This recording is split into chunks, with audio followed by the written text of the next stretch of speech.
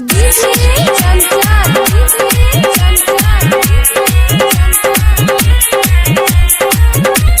कोसी recording studio Nirmali बाजार। हेगे 16 के जवानी में शादी हो गेल, जाइते ससुर बाहा गोद खिल गेल, गोद खिल गेल, गोद खिल गेल। 16 के जवानी में शादी हो गेल, जाइते ससुर बाहा गोद खिल गेल। छोड़ देला यार के न भेल घाटा, छोड़ देला यार के न भेल घाटा। गे छोरी दहिना, गे छोरी दहिना हमारा हमसे न तागे माल हमरे करल भेल बेटा। छोरी दहिना हमारा फोन पे न तागे माल हमरे करल भेल बेटा। छोरी दहिना, छोरी दहिना, छोरी दहिना हमारा फोन पे न तागे माल हमरे करल भेल बेटा, भेल बेटा। होने पे हमारा से कहर छल बात गे, कहे छल पेट में बबुआ भेल महीना 7 गे, भेल महीना 7 गे।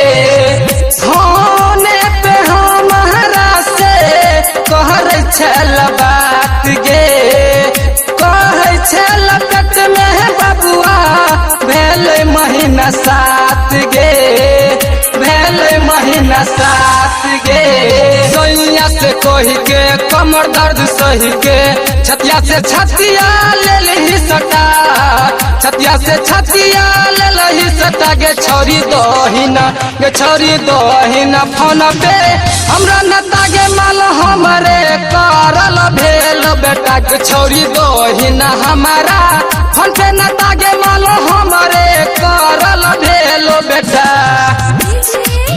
छोरी दहिना, छोरी दहिना, छोरी दहिना हमारा फोन पे न तागे माल हमरे करल भेल बेटा, भेल बेटा। राइटर पंकज खेत फूलल रसगुल्ला गे, डीजे चंचल करको देह तो पैसा खुला गे, देह तो पैसा खुला गे। राइटर पंकज खेत फूलल रसगुल्ला गे, डीजे चंचल करको देह तो पैसा खुला गे, देह तो पैसा खुला गे। मुँह अपन मोर के दिल हमर तोड़ के संजय सोनेही के छोड़ देला, संजय सोनेही के छोड़ देला। गे छोरी दहिना, गे छोरी दहिना हमारा हमसे न तागे माल हमरे करल भेल बेटा। गे छोरी दहिना हमारा हमसे न तागे माल हमरे करल रहल बेटा। जो छियात्री भद्रे के नाम है तो माँ कोसी रिकॉर्डिंग स्टूडियो निर्मली बाजार।